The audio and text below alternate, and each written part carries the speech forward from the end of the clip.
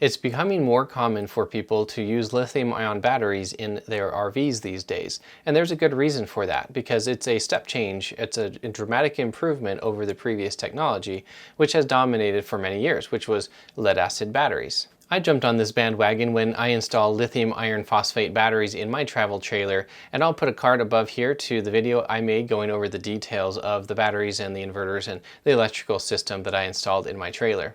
Now, just as a point of clarification, my goal is for the whole year was to make sure that the batteries in the travel trailer never filled up, because when a battery fills up, then the solar charge controllers stop the solar production and then you're missing out on potential energy. And I wanted to see how much solar energy my solar panels on my trailer could produce over the course of the year.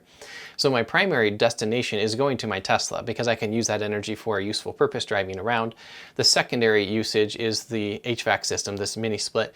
And it's good to be able to protect the longevity of the batteries by keeping them from getting too hot or too cold.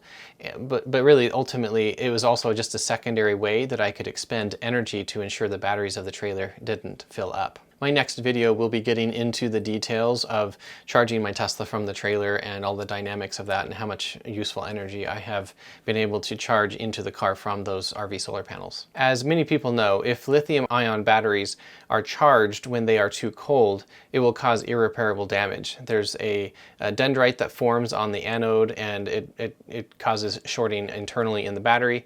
But the exact temperature at which that occurs varies, and it's actually more of a gradual curve. Like, think of it as a graph, and there's increased damage that occurs the colder it is, but the details vary based on the exact battery chemistry and the manufacturer and how they made the battery. So it's safest and easiest just to stick to the manufacturer's recommendations of charging temperature. According to Battle Born, who made the batteries that I installed in my trailer, the safe storage temperature of their batteries is from -10 degrees Fahrenheit to positive 140 degrees Fahrenheit. And in Celsius, that's -23 to 60 degrees.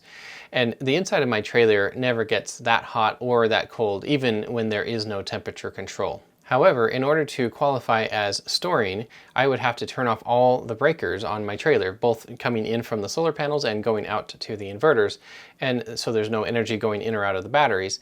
And I didn't want to just turn off my system. Throughout the winter, I want to be able to glean as much solar energy as I can for the entire year. And there's a gradient as well. As you're going into the fall, the days are getting shorter and the nights are getting cooler. So it's like, where exactly is that cutoff, as an example. And so this first year of production especially, I wanted to make sure to get as much solar energy from my system as I could to see what it's capable of producing in a year.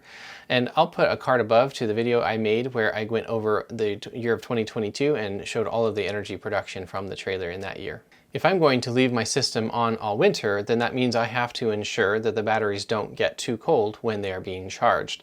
And so when the sun comes up in the morning, I need to make sure that they're not too cold at that point in time. According to Battle Born, the internal battery management system, or BMS, will automatically stop any charging into the battery if it drops below 24 degrees Fahrenheit. But the battery can still provide energy down to -4 degrees Fahrenheit. On the high end of the temperature range, the batteries will shut down once 135 degrees is reached. I live in Utah, and here the ambient temperatures don't typically go below 0 degrees Fahrenheit very much, if at all. And since my batteries are inside the trailer, I have found that they naturally stay a good 20 degrees above the ambient temperature outside.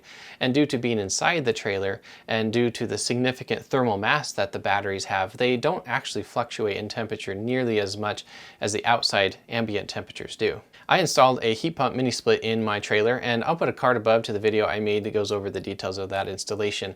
But I figured I might as well take advantage of that technology that I already have in the trailer to condition the temperature and bring it down in the summer and bring it up in the winter just a little bit. During the day, if the sun came out, then that passive thermal energy passed through the walls of the trailer and helped to warm up the ambient temperature inside the trailer. And then the solar that goes through the solar panels is multiplied because of the efficiency of the mini split, and I was able to either bring up the temperature even more or store that away in the battery for other times when it was cloudy. Now, there were some days when it was sunny enough and the batteries were getting full and the trailer was naturally warm inside, that I actually just would send excess electricity to our Tesla Model S instead and use it for a useful purpose of getting around town. Another way that the batteries are naturally heated is anytime there is energy going in or out of the batteries, there is some internal resistance there that causes some heat. And so that passive heat actually would raise the temperature of the batteries a couple of degrees if the sun was out. And then also, if I'm withdrawing energy from the batteries, not only is there the internal resistance, but there's also the heat coming out of the inverters, and they're right next to each other. And so that was helping to raise the temperature of the area and keep the batteries just a little bit warmer as well. Now in the summer, that was potentially to a detriment. And so I actually had to use the air conditioning more in the summer on really sunny days if the Tesla wasn't present, because all of the energy was going into those batteries and they were heating up extra fast. So I have to run the air conditioning stronger, which there was plenty of energy for that, but the energy was being used for cooling of the cabin instead of, saying going into the battery to be later put into the Tesla. But there were days when the Tesla wasn't available, it was being driven somewhere, and I needed to put that energy somewhere, and I didn't want the batteries to fill up because then the solar production just goes to zero. And I wanted to know how much it can produce in a year. So I just crank the AC down to like 64 degrees Fahrenheit to try to use up all of the energy that was being produced from the solar panels on those sunny and long days in the summer. Now, there are batteries on the market that have built-in heaters that turn on when the temperature gets too low, and I could have bought something like that, but I felt like the roughly $100 price premium wasn't worth the cost, considering I had this mini split already present, or I could add an aftermarket 12-volt DC heater pad that could potentially do the trick. I may yet install a heater pad in the future just to conserve extra electricity for heating the batteries in a more efficient manner to put more energy towards my Tesla. But to be honest, I haven't really been struggling for electricity because I also have rooftop solar on my house, so it hasn't been a big deal to me. I experimented with leaving the mini split on all night when it's the coldest outside. I also tried just leaving the mini split on continuously day after day after day. Generally though, I just turned on the mini split here and there as needed, and depending on the weather and the temperature of the batteries. The coldest I ever let the batteries get was 35 degrees Fahrenheit, and most of the time they were above 40 degrees Fahrenheit throughout the winter. During the summer, the most that I would let the batteries get was about 90 degrees Fahrenheit before I would really start to crank the AC to bring down their temperature. A lot of the year, the batteries were in the appropriate temperature range, so I didn't have to use either air conditioning or heating. So we're just talking the extremes of the year when it was really hot and when it was really cold. In general, I found that there was too much wasted energy if I just left the system on all of the time, meaning there's around 50 watts of standby power being drained from the batteries just when the inverters are on. And the lowest temperature that the mini split will heat to is 50 degrees Fahrenheit, which is much higher than what is needed in the winter. By selectively heating for a short time in the morning and or in the evening, I was able to keep the batteries in a plenty warm state and yet have some extra energy for the Tesla in the winter. And because heating is generally needed when the sun is not shining, I kept the state of charge of the batteries higher in the winter and much lower in the summer. For instance, the average state of charge from November of 2022 through February of 2023 was 71.5%, and we didn't take the RV on any trips during that time. However, from March through October of 2022, the average state of charge was 44%. During the summer, there's plentiful energy from the sun, which is conveniently producing right when the temperatures are getting hot. And so I was able to run the mini split cooling the batteries directly from the sun. I didn't need to run this mini split all spring, and around June 9th is when the battery started to get hot enough that the cooling was needed. I stopped using air conditioning on September 10th for the remainder of the year. I discovered that the batteries naturally stayed much cooler when I was directly charging the Tesla during the bulk of the solar production in the middle of the day, because since the energy is just skipping the RV batteries and going into the Tesla, it doesn't really cause any internal heating in those batteries from that internal resistance I spoke of before. And on those days, the batteries just went up a couple of degrees simply due to the heat of the trailer from the sun shining on it, increasing that temperature inside. Even on days where the ambient temperature was really high and thus I had to use the mini split a lot for cooling in the cabin, I still had excess energy that the mini split didn't consume, so I was actually still charging the Tesla quite a bit. Now, some of you may be thinking, this is too much work, and for some people it certainly is. They're not interested in doing this kind of thing. But keep in mind, I actually didn't physically go into the trailer to manage any of this. The mini split is connected to Wi-Fi, and I control it with an app on my phone. I am able to see the RV's electrical system through the Victron app on my phone, and also through that app I'm able to change settings and turn the inverters on or off. And there were times during the year when we were away on road trips in our Tesla, and I was able to still manage the RV's electrical system, turning the mini split on or off, or the inverters on or off, remotely from my phone, and that worked great. Now that I've outlined the entire year of managing the RV's batteries temperature through the mini split, let's get into some specific graphs throughout the year that outline some highlights of the year. This is the spreadsheet that I've been using to keep track of all of my testing throughout 2022. The first couple of columns here that are gray, those are all about the RV's solar production. And so I've got the produced from day to day, how much was used that day, whether or not the RV battery got to 100% at some point during the day, and whether or not that was a fully sunny day or not. The rest of these columns along here are relating to the Tesla charging, which I did in a separate video. So really what I'm going off of is just my notes over here, where I have notes about the mini split, when I used it, and some of the stats about that. Right here we went on a camping trip where we were testing the RV out, and I'll put a card above to that video about that trip. I put a note here saying that I stopped charging the Tesla from the RV from here until February 3rd. So all of these days that are selected here are just the mini split consuming electricity when we're not camping. So here we've got some camping that we did. And so if I go up here to the Victron monitoring portal, this gives me all of the information about the RV's electrical system. And I've gone over this in previous videos. It shows the details about the AC loads, which the inverters are off right now, the state of charge of the battery, how much is coming in from solar, etc. But what we're paying attention to is this historical graph area down here. So this is the night that we were camping, the morning of the camping trip that we did, and you can see that the mini split consumption jumped up pretty dramatically in the morning when we woke up and heated up the cabin of the trailer. And the trailer electrical system got as low as 4% that day, and then charged up as we drove home, and then we weren't camping anymore, so it just steadied off at about 46%. So if we look at the next couple of days, the energy consumption, you can see I didn't use the energy for anything, and it got full. The mini split wasn't on at all. And then I started turning on the mini split to use up some of that electricity. And so that's pretty much all of these red bars that you're seeing are from the mini split. So you can see, for instance, this is where I left it on all night. And so it was steadily pulling down the energy, got down to 3%. And so then I turned off the mini split and let it charge back up. And these were just tests that I was doing based on the ambient temperature outside. I was curious to see how much electricity it would take to keep the cabin of the trailer at certain temperatures. So here's another time where I did it all night and then let it charge up the next day.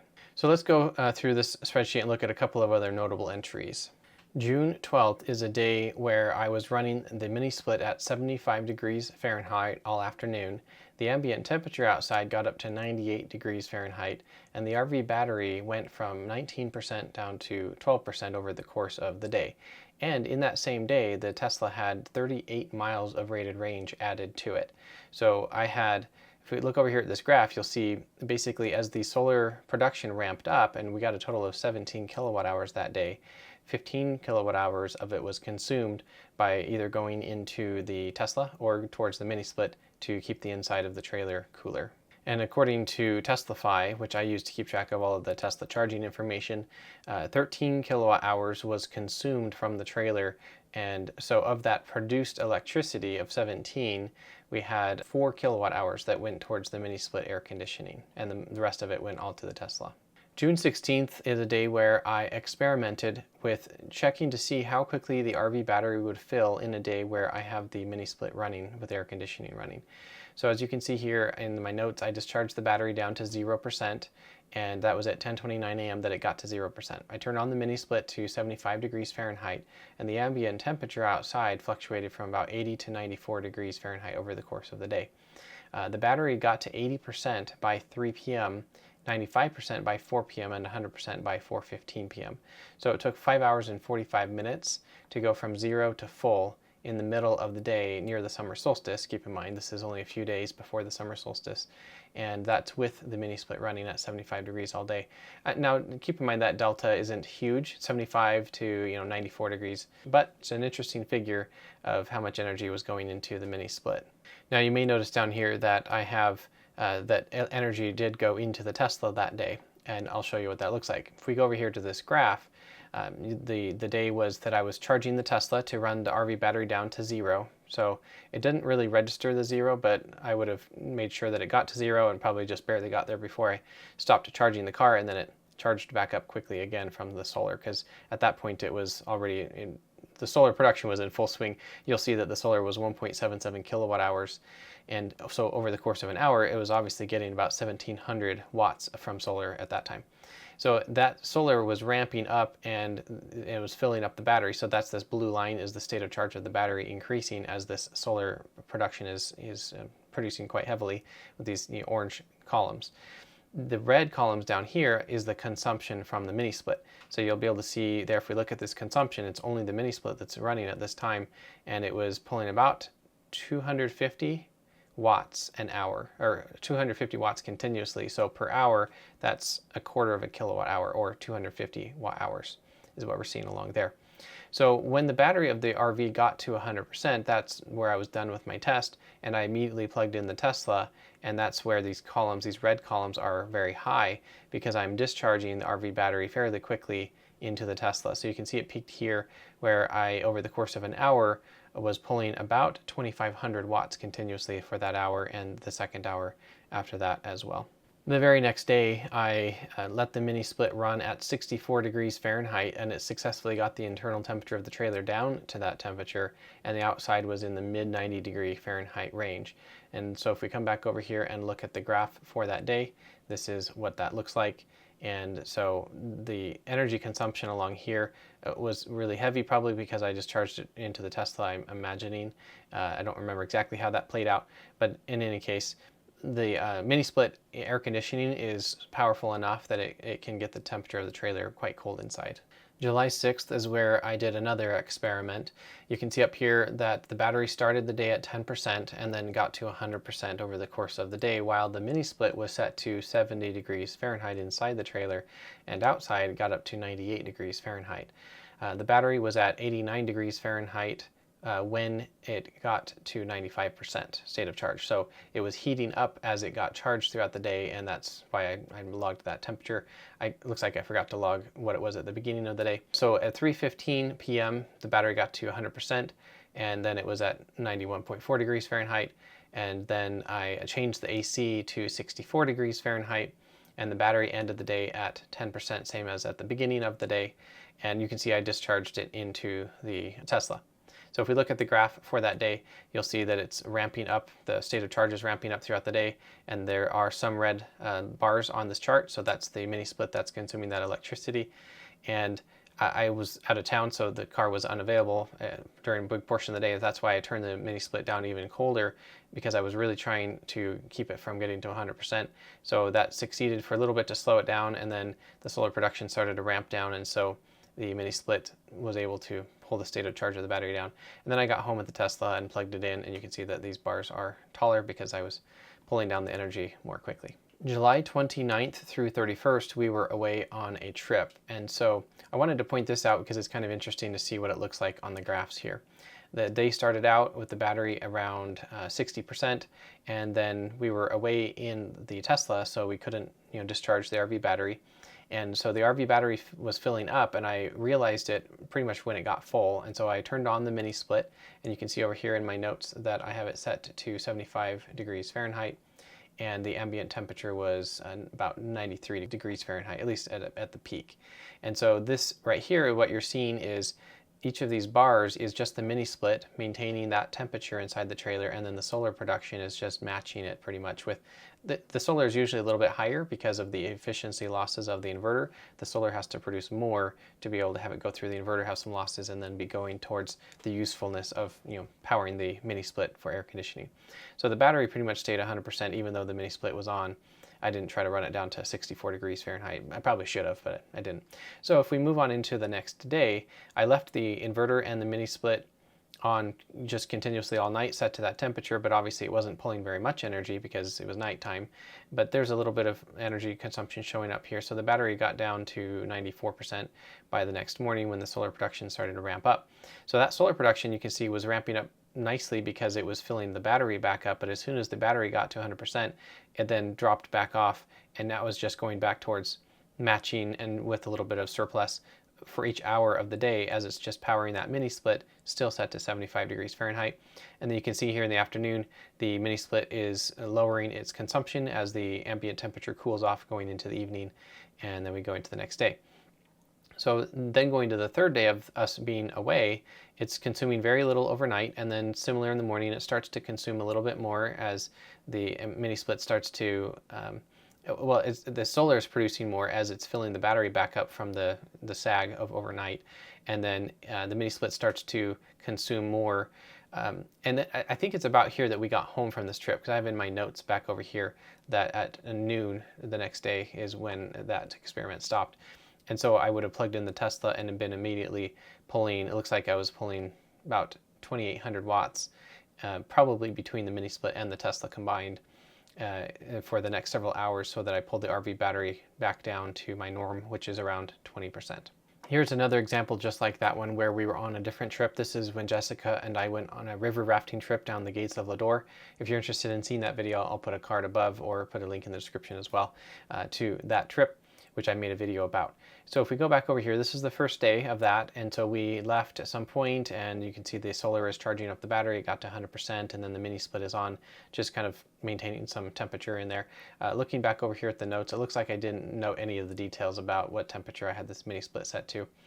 If we go to the next day, you can see that it's similar to the previous trip, where the solar ramps up pretty heavily in the morning as it's able to charge up the battery, and then as soon as the battery fills up, then it's just maintaining whatever loads are going on in the trailer, and then goes into the evening. And we have 4 days of this, so this is now similar pattern. You'll see that it looks just the same as the prior day. And then finally this fourth day is when we get home from the trip later in the day. So as soon as we got home, I plugged in the Tesla and pulled down the state of charge of the battery and pretty much stopped it. Looks like here right at the end of the day, around 50%. September 6th is an experiment where the ambient temperature got up to 100 degrees Fahrenheit. And so I turned on the AC at 75 degrees from 1 p.m. until 8 p.m. And despite that AC being on and consuming that much electricity, what it needed, you can see over here that I was able to add 14 miles of rated range to the Tesla, which is 6%. If we go over here and look at the graph for that day, this is what that looked like. So this is a mixture of both the mini split and the Tesla. But it gives you an idea of what that looks like. We produced 12 kilowatt hours that day, and we consumed 9 kilowatt hours of that. The state of charge of the battery went from 16% to 24%. Right after that, on September 10th, is when the temperatures got cool enough that I no longer needed to use the air conditioning to keep the batteries from getting really hot. So the air conditioning didn't get used for the rest of the year, but I still used the heater later on when the temperatures cooled down. November 15th, I began an experiment to see if the solar panels could keep up with the energy consumption from the mini split being set to 50 degrees Fahrenheit. And so I set that temperature and just let it go for like 12 days. And so I didn't touch anything. I didn't intervene. The inverter stayed on continuously all night, all day. The mini split on all day, all night, set to 50 degrees Fahrenheit, just automatically doing whatever it needed to do. You can see over here on November 19th that it got as low as 19 degrees Fahrenheit overnight. To give you an idea of the ambient temperatures in general, though, up in here in my description, the ambient nighttime temperatures were getting into the low 20 degree Fahrenheit each night. And so there were no other electrical loads aside from the mini split. So for those 12 days, let's go over here to the Victron monitoring portal, and you'll see this is the first day of that experiment. And so I turned it on, and the solar brought the battery percentage up to 82%, and then it used a little bit overnight. So let's go into the next day. So it used energy all night long as it's keeping the trailer at 50 degrees Fahrenheit, and then the next day the solar came and brought the state of charge of the battery back up, but it never got to 100%, so it's kind of floating in this middle range. And then it continued using energy all night. We'll go into the next day, and you'll start to see that the days are looking quite similar, right? The pattern is just perfect. The solar yield here in the middle of November, considering it was also mostly sunny, but it was perfect amount of solar production for the amount of consumption that was needed by the heat pump mini split to keep 50 degrees Fahrenheit inside of the trailer throughout this entire time period. So going on, we're getting close to the end of that experiment now. We got to get to November 26th. So one more day. Okay, so here's the last day of that experiment. There was a snowstorm coming in the forecast, and so I let the battery, it got to 53%, and then I turned off the heat pump so that the next day the batteries could then grow even more and charge up to, looks like it got to 93%. There was no consumption all that day, and then the next day the snowstorm hit. I used the mini split somewhat, but not a whole lot. So that's the conclusion of my experiment, where it was interesting to see that for a large period of time, the solar and the consumption was actually almost perfectly matched. December 8th, I tried an experiment where I ramped up the energy consumption by turning the heat pump mini split to 88 degrees Fahrenheit, which is the highest it will go. And I did that when the sun started shining. And the batteries were at 38 degrees Fahrenheit when I began that experiment, and it looks like when it concluded, they were at 55.4 degrees Fahrenheit. So that's the temperature swing by having the trailer ambient inside set to 88 degrees Fahrenheit. If we look at this graph here, you'll see what that looked like. So the state of charge of the battery began at 94%, and it peaked, looks like at 98. But that's very little fluctuation, and the mini split was able to handle basically consuming all of that solar energy that was produced that day, which was 4.5 kilowatt hours, and then 3.6 was consumed, and the difference is the efficiency losses of the inverters. Now the next day was actually pretty much an identical experiment, but the shape of the graph is a little bit different.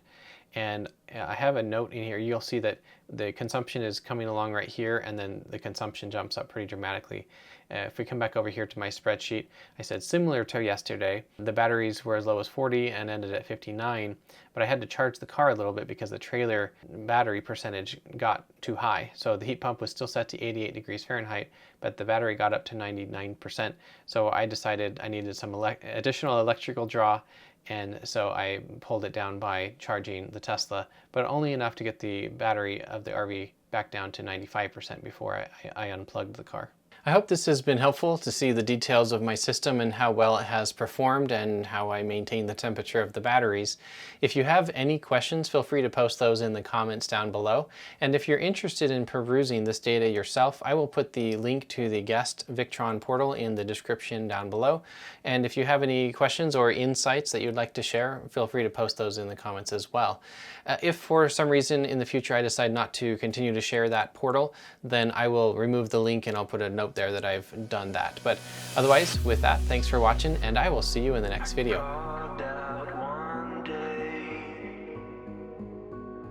Just to hear a sound, someone stare